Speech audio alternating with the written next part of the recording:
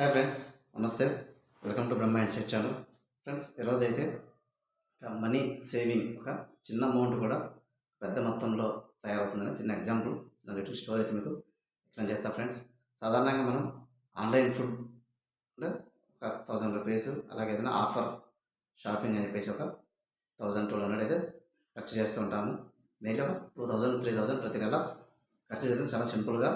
కానీ ఒక సేవింగ్ అనేది మనకి ఎలా బిల్డప్ అవుతుందో చిన్న లిటిల్ స్టోరీ అయితే ఎక్స్ప్లెయిన్ చేస్తాను. ఫ్రెండ్స్, ఒక అమ్మాయి ఉంది. ఫ్రెండ్స్, అమ్మాయి పేరు గీత. అమ్మాయికి ఒక 20,000 శాలరీ, కానీ ఎటువంటి అప్పులు లేవు, ఈఎంఐస్ లేవు, కానీ ఎటువంటి సేవింగ్స్ కూడా లేవు. ఫ్రెండ్స్, కానీ శాలరీ మొత్తం ఖర్చు పెట్టేసేది. కానీ కొద్ది రోజులకి ఒక 500 ఎవ్రీ మంత్ ఎస్ఐపి అయితే స్టార్ట్ చేసింది. కానీ తను ఒక 1 ఇయర్కి ఒక 6,000, 2 ఇయర్స్కి 12,000 అలా కంటిన్యూ చేసుకుంటూ వెళ్ళింది. ఫ్రెండ్స్, కానీ కొద్ది కాలానికి మార్కెట్ హై కావడం వల్ల అమౌంట్ అయితే మల్టిపుల్ అయ్యింది. సో తనకి ఆ యొక్క సేవింగ్ అనేది తనకి కాన్ఫిడెన్స్ ఇచ్చింది. కాబట్టి ప్రతి ఒక్కరు కూడా అనుకుంటుంటారు, అమౌంట్ ఎక్కువ వచ్చినప్పుడు మనం సేవ్ చేయొచ్చు అనుకుంటుంటారు చాలామంది. కానీ ఎక్కువ వచ్చినప్పుడు సేవ్ చేయడం కాకుండా సేవ్ చేస్తూ ఉంటే ఆ మనీ అనేది ఎక్కువ అవుతుంది.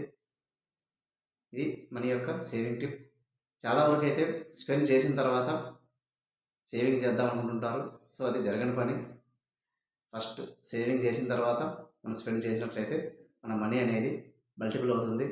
ఆ సేవింగ్ కూడా ఖచ్చితంగా ఒక కాంపౌండింగ్ వచ్చే మంచి మ్యూచువల్ ఫండ్స్ కానీ ఇన్వెస్ట్మెంట్ చేసినట్లయితే ఖచ్చితంగా ఒక చిన్న అమౌంటే కొద్ది రోజులకి ఎక్కువగా అయిపోయి ఒక పెద్ద అమౌంట్గా మనకి జనరేట్ అవుతుంది. ఫ్రెండ్స్, కాబట్టి సేవింగ్ అనేది ఒక హ్యాబిట్గా కాకుండా ఒక కాన్ఫిడెంట్గా మనం కన్సిస్టెన్సీగా చేసినట్లయితే ఒక చిన్న అమౌంట్ అయినా ఎక్కువ కాలానికి ఒక పెద్ద అమౌంట్గా జనరేట్ అవుతుంది. ఇది ఫ్రెండ్స్ ఈ యొక్క స్టోరీ.